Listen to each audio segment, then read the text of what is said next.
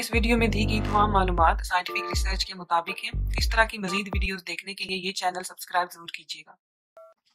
अस्सलाम वालेकुम, मैं हूँ डॉक्टर काज़मी और इस वीडियो में मैं आपको बताऊंगी कि एक्ने असल में होती क्या है और ये किस वजह से होती है, इसकी क्या इलामात हैं और हम इसको किस तरह से ट्रीट कर सकते हैं। ये इन्फॉर्मेशन देने से पहले मैं आपको ये ज़रूर कहूँगी कि मैं खुद एक साइंटिस्ट हूँ और इस वीडियो में जो भी इंफॉर्मेशन मैं आप तक पहुँचाऊँगी वो कोई सुनी सुनाई इंफॉर्मेशन नहीं है। वो सारी इंफॉर्मेशन जो लेटेस्ट साइंटिफिक रिसर्च हुई है वहाँ से ली गई है। एक्ने जो है वो एक स्किन की कॉमन बीमारी है और ये हम में से हर एक को किसी न किसी स्टेज पे ज़रूर होती है।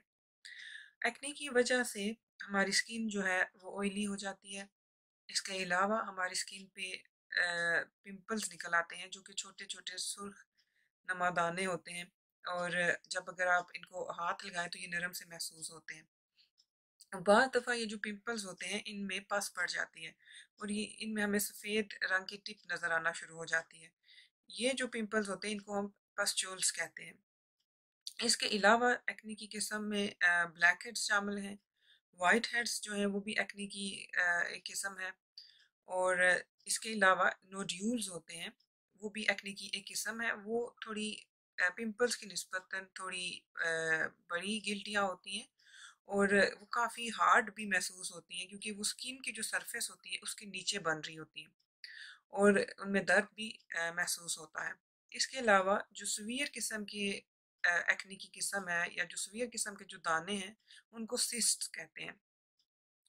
ये बाकी पिंपल्स और पस्ट्यूल्स की निस्बतन काफ़ी बड़े होते हैं और इनमें मुकम्मल तौर पर पस भरी हुई होती है। और इनका जो सबसे बड़ा मसला वो ये है कि जब ये जाने लगते हैं, जब ये ख़त्म होने लगते हैं, तो ये हमारी स्किन पे परमानेंट दाग छोड़ जाते हैं।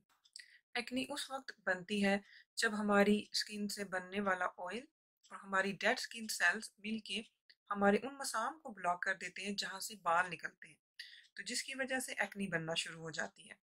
एक्ने हमारी उम्र के किसी भी हिस्से में हो सकती है, लेकिन इसकी जो मोस्ट कॉमन वजह है वो ये है कि जवानी के टाइम हार्मोन लेवल्स चेंज होते हैं और कुछ हार्मोन्स ऐसे होते हैं कि जिनका लेवल जब चेंज हो तो हमारी स्किन जो होती है वो ज़्यादा ऑयल बनाना शुरू कर देती है। इसके अलावा एक्ने की वजह फैमिली हिस्ट्री भी है कि अगर आपके वालिद या वालदा या दोनों को एक्ने हुई है तो आप में ये ख़तरा बहुत ज़्यादा बढ़ जाता है कि आपको एक्ने लाजमी होगी।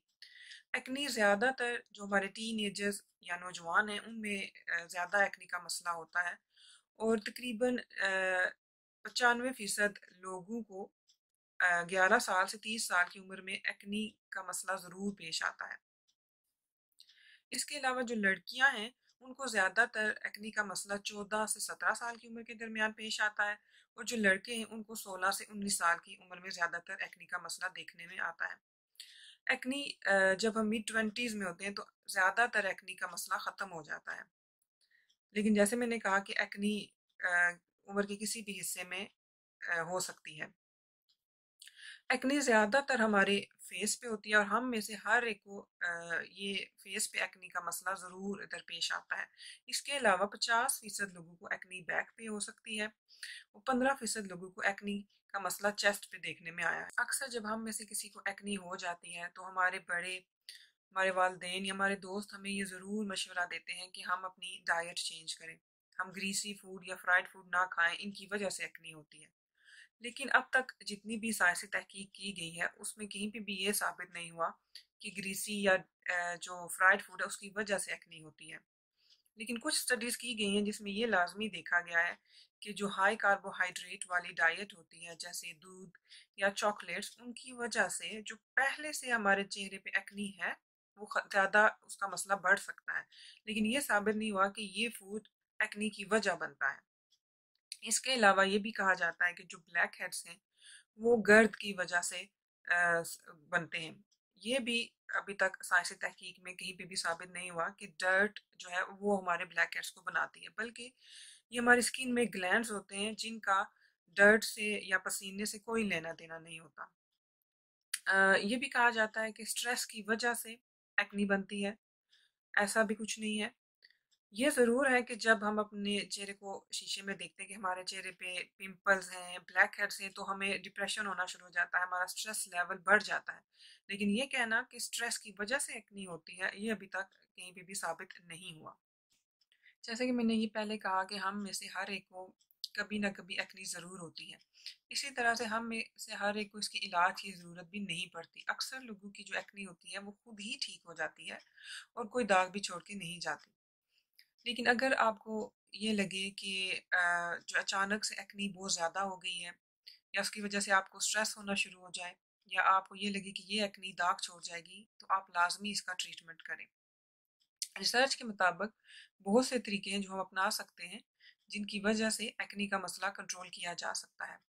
जैसे कि आप माइल्ड क्लींजर या माइल्ड सोप से जिस एरिया पे एक्ने हुई हुई है उसको धोएं और नीम गर्म पानी इस्तेमाल करें। न्यूट्रोजेना या डव की प्रोडक्ट्स आप ले सकते हैं क्योंकि इनकी प्रोडक्ट्स काफ़ी माइल्ड होती हैं। और आपने हरगिज़ भी बहुत ठंडा या बहुत गर्म पानी नहीं इस्तेमाल करना क्योंकि इनकी वजह से एक्ने का मसला बिगड़ सकता है। और इसके अलावा एक दिन में 2 मरतबा से ज़्यादा आपने अपनी स्किन को नहीं धोना क्योंकि अगर आप बार बार अपनी स्किन को धोएंगे उससे स्किन इरिटेट हो जाती है और एक्ने का मसला ज़्यादा ख़राब होने का ख़तरा बढ़ जाता है। हमें हमारी स्किन की रूटीन में एक्सफोलिएटर्स या जो माइल्ड स्क्रब्स होते हैं वो इंट्रोड्यूस करवाने चाहिए। और वो प्रोडक्ट्स जिनमें सैलिसाइलिक एसिड होता है वो इंट्रोड्यूस करवानी चाहिए। इनकी वजह से जो हमारी स्किन की आउटर लेयर होती है वो रिमूव हो जाती है और जो हमारे पोर्स होते हैं जो कि बंद हुए होते हैं वो खुल जाते हैं। इसके अलावा माइल्ड एक्सफोलिएटर्स यूज़ करें जैसा कि जिनमें ग्लाइकोलिक एसिड या अल्फा हाइड्रोक्सी एसिड शामिल हो, वो अपनी स्किन रूटीन का हिस्सा बनाएं।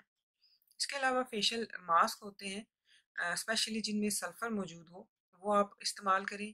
इन फेशियल मास्क की वजह से जो हमारे स्किन में एक्सेस ऑयल होता है उसको कंट्रोल करने में मदद मिलती है। अपनी स्किन रूटीन में जो है वो एंटी बैक्टीरियल वाइप्स का इस्तेमाल करें, स्पेशली वो वाइप्स जिनमें बेंजोइल पेरोक्साइड होता है। एक तो ये आपकी स्किन से जो एक्सेस ऑयल है उसको रिमूव करेगा। इसके अलावा जो हमारी स्किन के बैक्टीरियाज हैं उनको भी कंट्रोल करने में मदद देगा। और ये कभी मत करें कि आप खुद अपने हाथों से अपने दानों को क्लीन करने की कोशिश करें या जो ब्लैक हेड्स हैं उनको दबा के निकालने की कोशिश करें। इनकी वजह से एक तो एक्नी जो है वो वर्स हो जाती है और दूसरा ये ब्लैक हेड्स या जो ये पिंपल्स वगैरह हैं ये अपना दाग हमेशा के लिए छोड़ के जाते हैं। बहुत ज़्यादा मेकअप या कॉस्मेटिक्स ना इस्तेमाल करें। अगर आपने मेकअप करना है तो आप कोशिश करें कि जो वाटर बेस्ड प्रोडक्ट्स होती हैं वो इस्तेमाल करें क्योंकि जो वाटर बेस्ड प्रोडक्ट्स होती हैं उनकी वजह से हमारे पोर्स ब्लॉक नहीं होते। और जब आप रात को सोने लगे तो सोने से पहले अपने स्किन से मेकअप को कम्प्लीटली तौर पे रिमूव करके फिर सोएं। अगर आपकी एक्ने के साथ साथ आपकी ड्राई स्किन का भी मसला हो रहा है तो आप कोशिश करें कि खुशबू से पाक और वाटर बेस्ड मॉइस्चराइज़र ज़रूर इस्तेमाल करें। अपने जो बाल हैं आप उनको रेगुलरली धोएं और जिस टाइम आप बाल धोते हैं कोशिश करें कि बाल आपके चेहरे पे आके ना गिरे। मार्केट्स में बहुत ज़्यादा क्रीम्स, लोशंस और जेल्स दस्तियाब हैं जो कि एक्ने वाली स्किन के लिए बनाई गई हैं और वो प्रोडक्ट्स जिनमें बेंजोइल पेरोक्साइड हो वो ज़्यादा रेकमेंड की जाती हैं क्योंकि बेंजोइल पेरोक्साइड एंटीबैक्टीरियल के तौर पे काम करता है और जो हमारी स्किन पे बैक्टीरिया होते हैं उनको कम करने में मदद करता है। और बेंजोइल पेरोक्साइड ज़्यादातर क्रीम्स या जेल्स की शक्ल में दस्तयाब होता है और ये आप तकरीबन दिन में 1 मरतबा या ज़्यादा से ज़्यादा 2 मरतबा इस्तेमाल करें। बेंजोइल पेरोक्साइड ब्लैक हेड्स और वाइट हेड्स को कम करने में भी मदद करता है। अगर आप बेंजोइल पेरोक्साइड वाली प्रोडक्ट्स इस्तेमाल करना चाहते हैं तो आप पहले अपनी एक्नी वाली स्किन को अच्छे से धोएं और उसके धोने के 20 मिनट के बाद आप ये प्रोडक्ट इस्तेमाल करें।